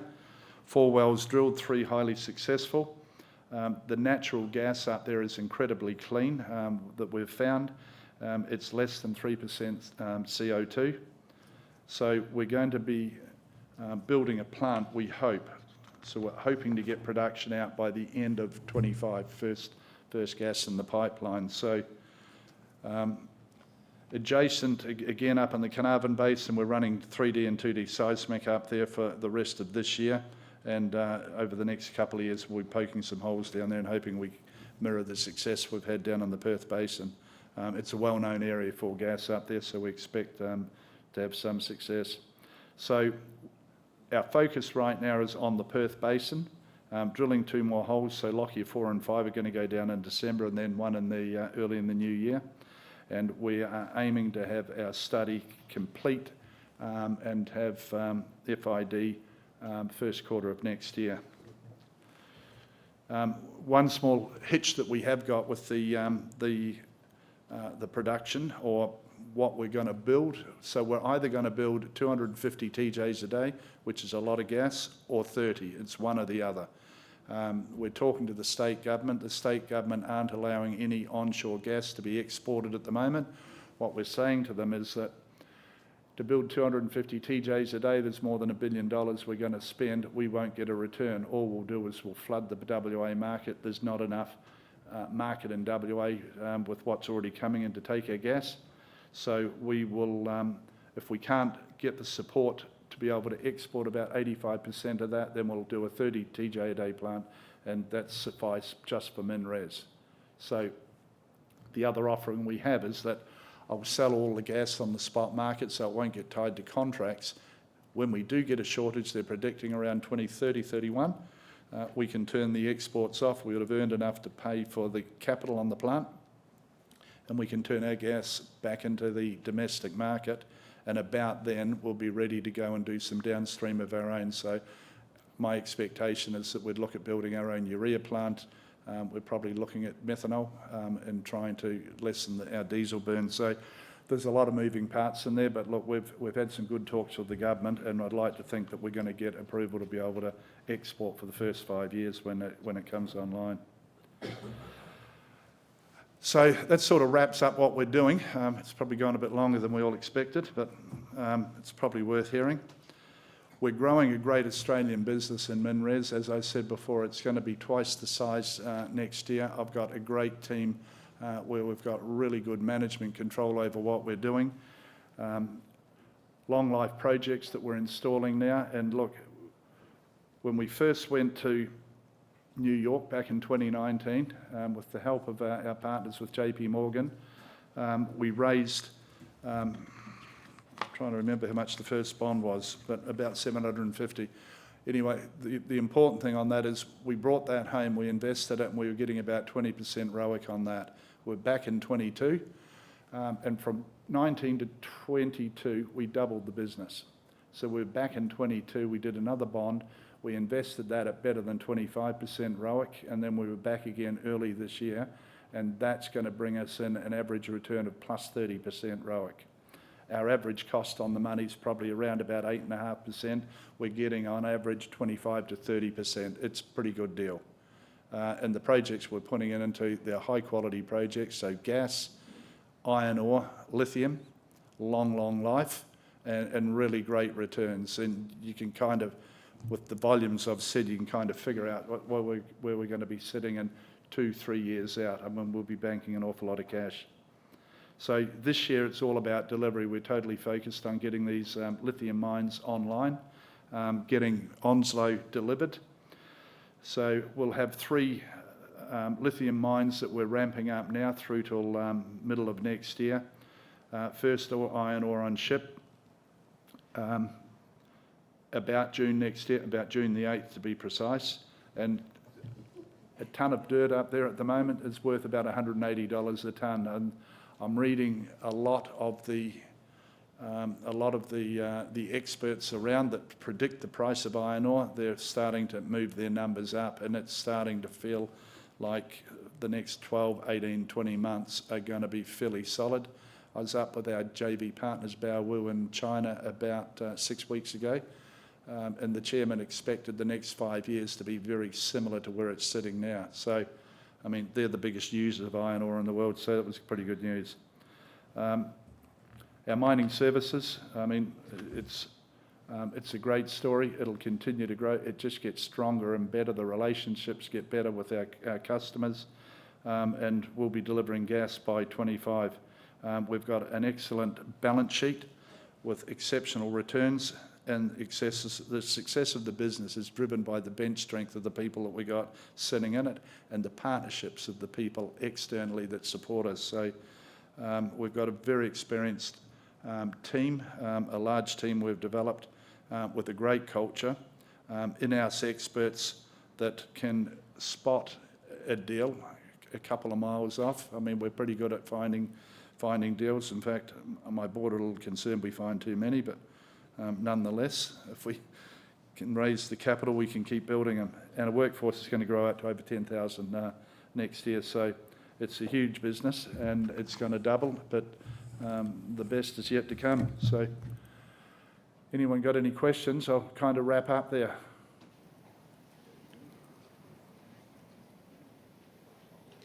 Help yourself at the microphone. Hi, Chris. Bill's my name. Just quick question. What a great presentation. Thank you very much. Very informative. Just one question, simple one. The brine lithium versus rock, we haven't mentioned anything about looking in anything like that. Is there, you got no qualms to go in that direction? Were you happy with rock only? That's all. Yeah, look, interesting question, Bill. I mean, we've had opportunity offshore, and we are looking at a couple of offshore opportunities. We were asked to go down to Brazil with Vale, and they wanted us to do 30-40 million tonnes of crushing down there for a long, long time. But the problem I have is, well, not the problem, it's a good problem. I have more work on right here in WA than I can handle. Well, no, it's not quite true, but I didn't want to trade off going down there for this. And brine, yeah, we've had opportunities with brine. Most of the opportunities are down around South America. In fact, I'm meeting some people next week to talk a bit more about that. But yeah, look, we are interested in brine, just to have the mix. If the right opportunity come along, we would do it. But I'm really not in a position to do too much between now and next June, because I mean, we're going to have all hands on deck to make sure we deliver what we got. But look, if there's an opportunity that comes along out there for brine, we'd certainly take it, and we've got some good contacts.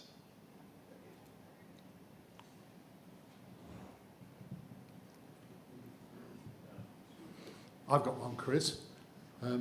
You've just shown how busy you're going to be over the next years or so, and we think that's fantastic. So how on earth, as managing director of a top 50 company, can you take the chairmanship of Delta Lithium? Because I got so much time on my hands with a great bench crew like this. I mean, they're working me out of a job.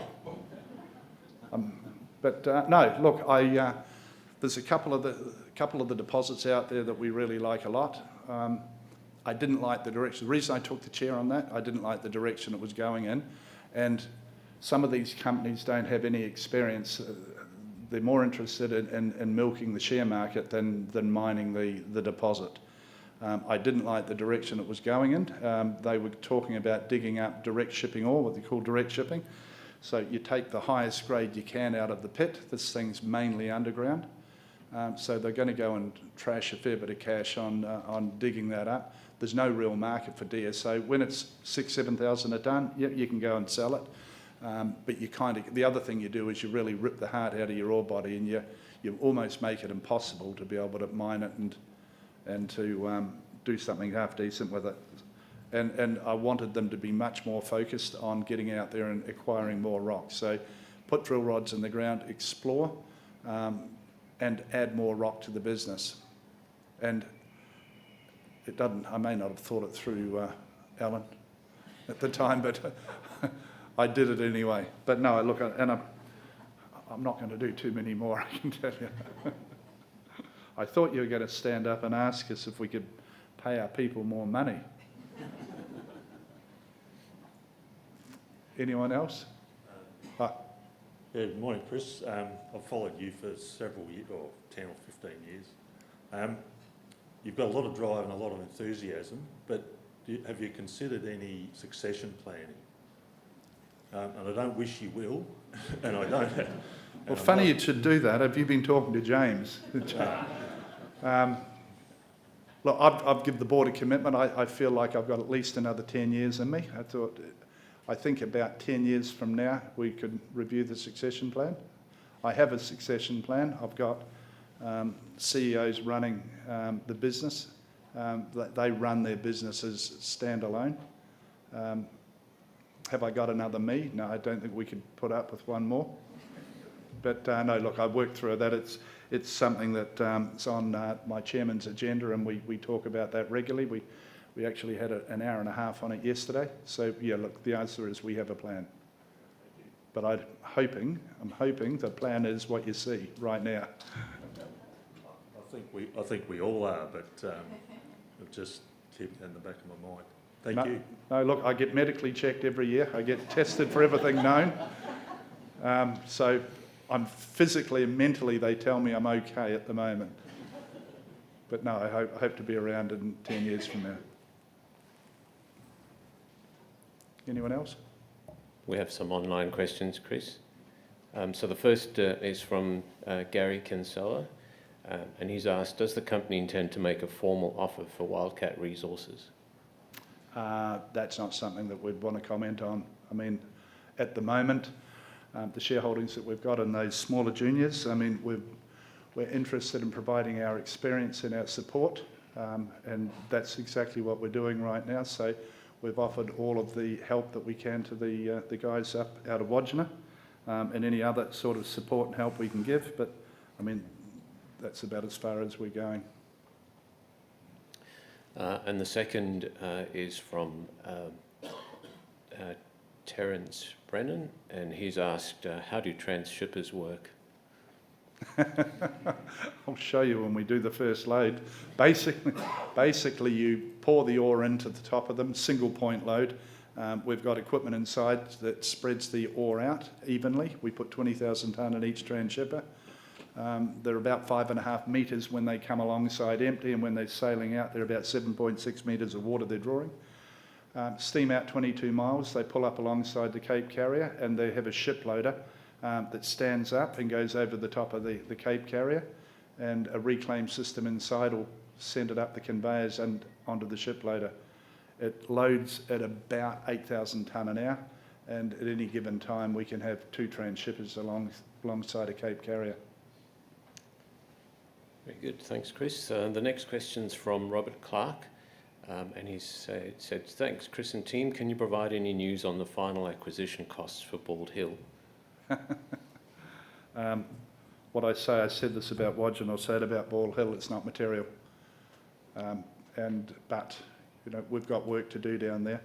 We've got a lot of drilling work to do down there, and we hope to grow the place, but it's not a material amount.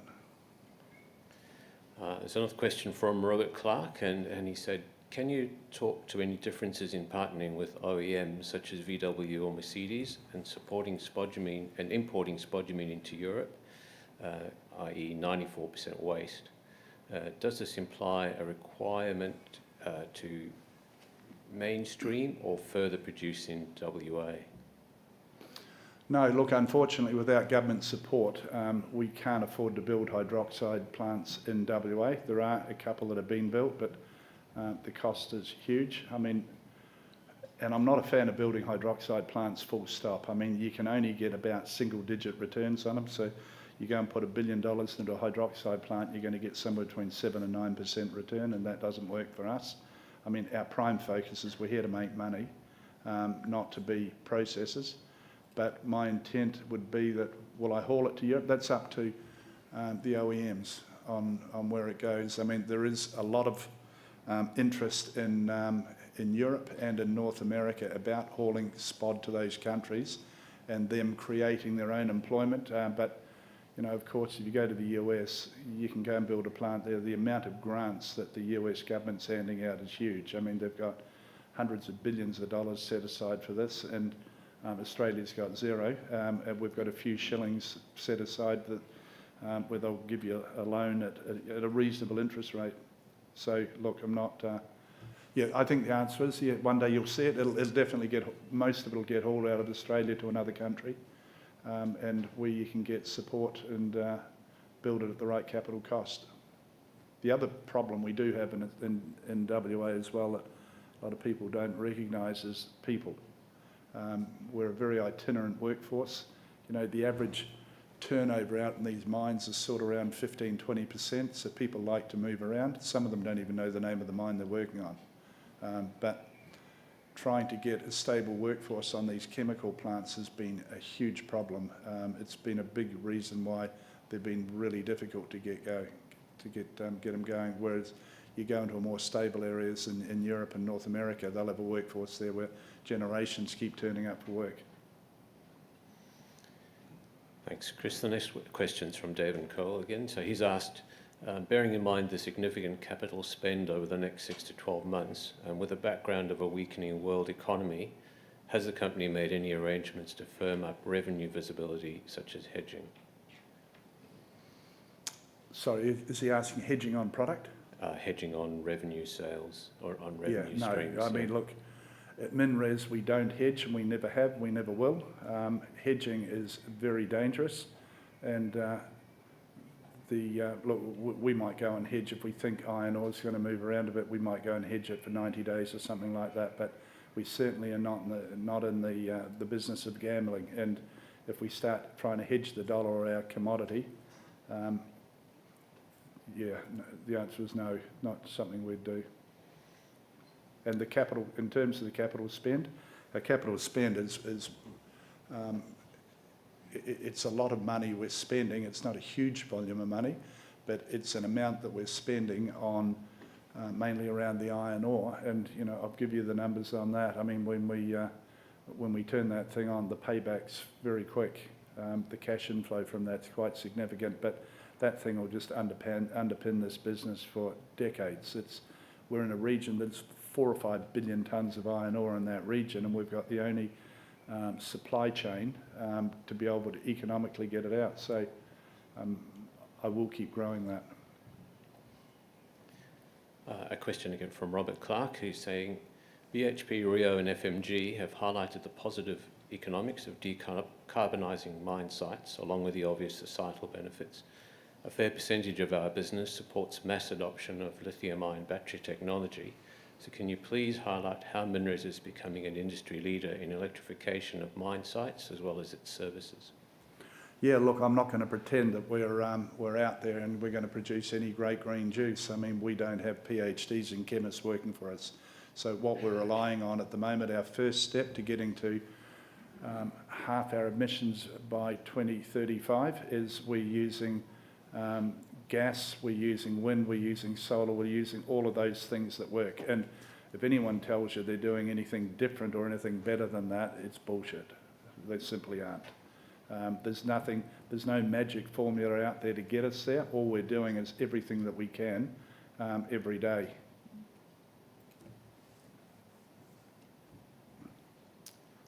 Very good. Oliver Stevens, you've obviously done a wonderful job, you and your team, over a long time. and no doubt many people are telling you this. It strikes me one of the biggest risks might be hubris. So how do you and your board guard against that being an issue? Sorry, about what? Hubris. How do you guard against that sort of becoming an issue for the business? Yeah, I might pass that to James. Thank you. Am I on? Yep. Look, it's actually a good question. It's something we actually ask ourselves, and I think, you know, in having the capacity to ask the question as to whether, you know, we become overconfident about our delivery and execution, I think means that we're actually conscious of the issue and take steps to address it. So, you know, I think the board plays a very significant role in that, and we certainly challenge Chris and the management team at different times. So. Anyone else? Yeah. Rebecca, this might be better directed. Sorry, Ed. Could you mind going to so the people online can hear you as well? If you wouldn't mind going to the microphone. I'll repeat the question if you want. What was your question? Well, it might be better directed to James. Yep. I just worry when boards get too big, and you're coming up to now 10. And how do you feel in terms of making decisions, being agile, which is your management style?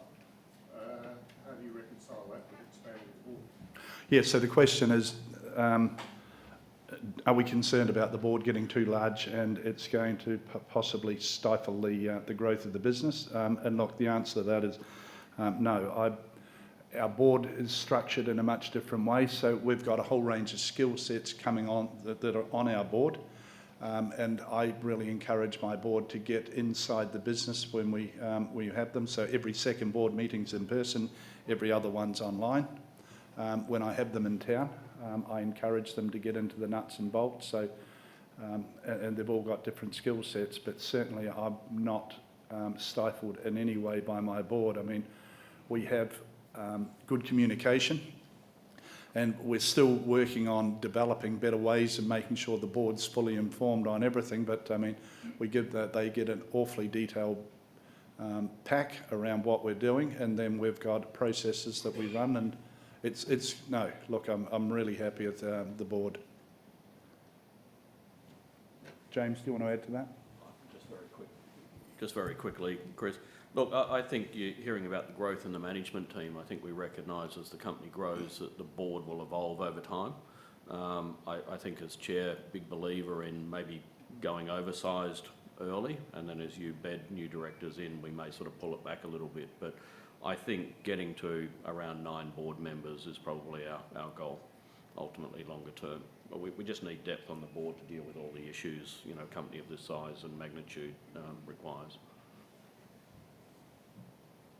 Yeah, look, we cover a lot. I mean, from construction risk, risk of ore bodies in the ground.